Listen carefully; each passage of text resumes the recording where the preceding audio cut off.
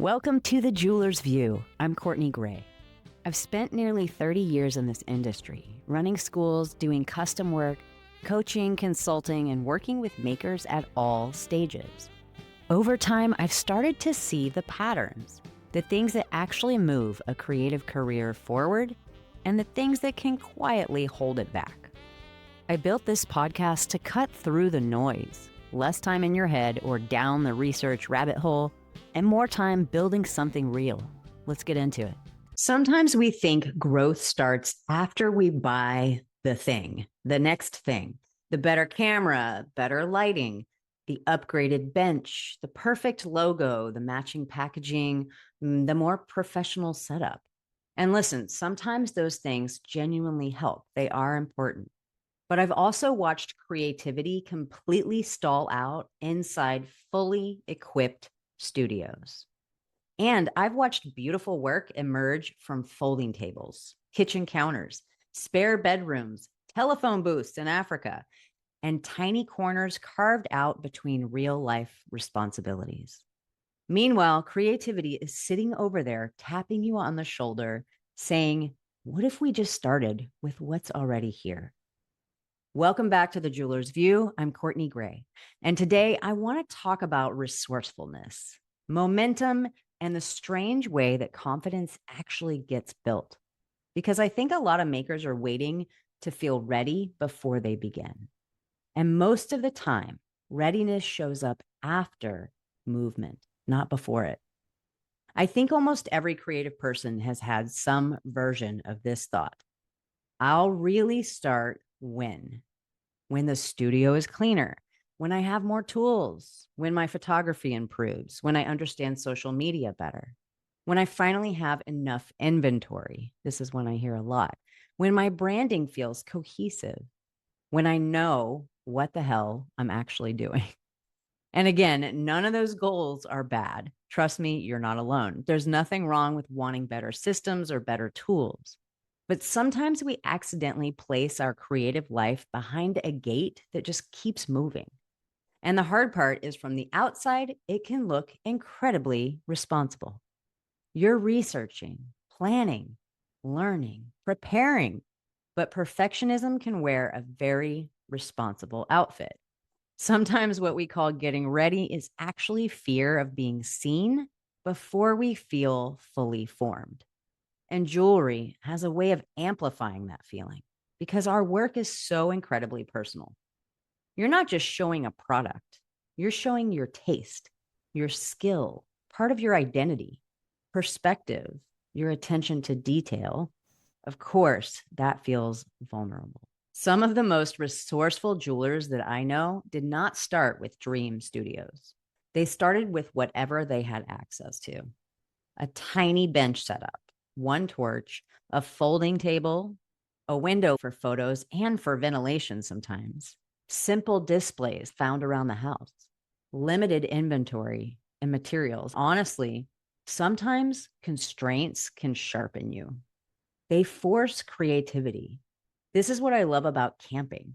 We go out, we have minimal tools, unless you're a glamper, right? And you bring all the extras. But mostly we go out with kind of minimal things and we learn what we know from lack of resources. Constraints sharpen you.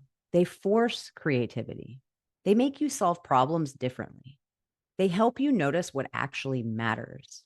Sometimes limitations teach style. Sometimes they teach efficiency. Sometimes they teach ingenuity. I think about this a lot with photography. People assume beautiful jewelry photography always requires expensive equipment. And yes, totally, professional equipment absolutely helps. But I've also seen people create compelling images simply by understanding light better.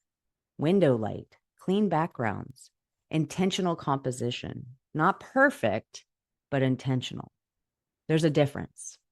And sometimes waiting for the perfect setup delays the actual learning that only happens through repetition. Because no amount of researching photography teaches you what taking 500 photos teaches you. No amount of planning teaches what practice teaches. This is the deeper thing I really want to talk about. Resourcefulness builds trust in yourself, not just in your business, in yourself. Because every time you solve a problem creatively, your nervous system learns something very important. I can figure things out. That matters more than we realize, especially now when so many makers feel overwhelmed by technology, visibility, pricing, websites, content creation, all of it. It's easy to start feeling like everyone else got handed some invisible instruction manual. Meanwhile, you're over there trying to figure out ring lights and shipping software and hashtags and inventory systems while also making the actual work. But confidence usually doesn't arrive all at once. It accumulates quietly, tiny rep by tiny rep. You post one photo. You improve the next one. You try a new display setup. You test a different background. You wear your own work more often. You talk about your process out loud. You apply for the thing before you feel fully ready. And slowly, your brain starts to gather evidence. Oh, I can do this. Not perfectly, but genuinely and real. Now, I want to be careful here because I do not believe in romanticizing burnout or unnecessary struggle. If better tools support your workflow, wonderful. If upgraded equipment saves time, great. If improving your studio setup helps your body, your efficiency, or your quality of life, beautiful. There's absolutely nothing wrong with growth. This episode is not stay small, never invest, just hustle harder. Not at all. This is about not postponing your creative life until conditions become perfect.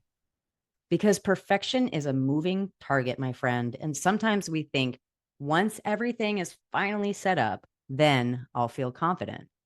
But often confidence is built during the messy middle, during experimentation, during awkward first attempts, during imperfect launches, during imperfect actions, and during figuring it out seasons. That's where capability actually develops. So maybe this week the goal is smaller than you think. Maybe you don't need the perfect setup yet. Maybe you simply need evidence that you are capable of beginning. Use what you've got. Use what you know. Use the hour that you have. Use the corner of the table. Use the window light, the sketchbook. Use the tiny beginning. Because momentum has a strange kind of intelligence. It tends to reveal the next step after movement, not before it. Thanks for being here. I'll see you next time on The Jeweler's View. You've got this. Onward and upward. I'm glad you're here. This path takes a lot, especially when you're building something of your own. If you want to go deeper, I share key takeaways and additional teaching through my email list at CourtneyGrayArts.com. Keep going. This part matters. I'll see you next week.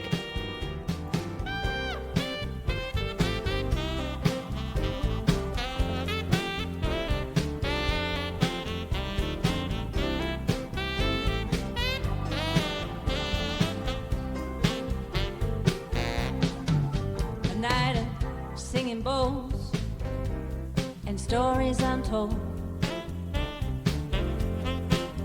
Yeah, here's to the dreams and how we make them, to howling at the moon, to worries and loss, sitting in solitude, feeling a little bit pissed off. Here's to the grace we have awakened,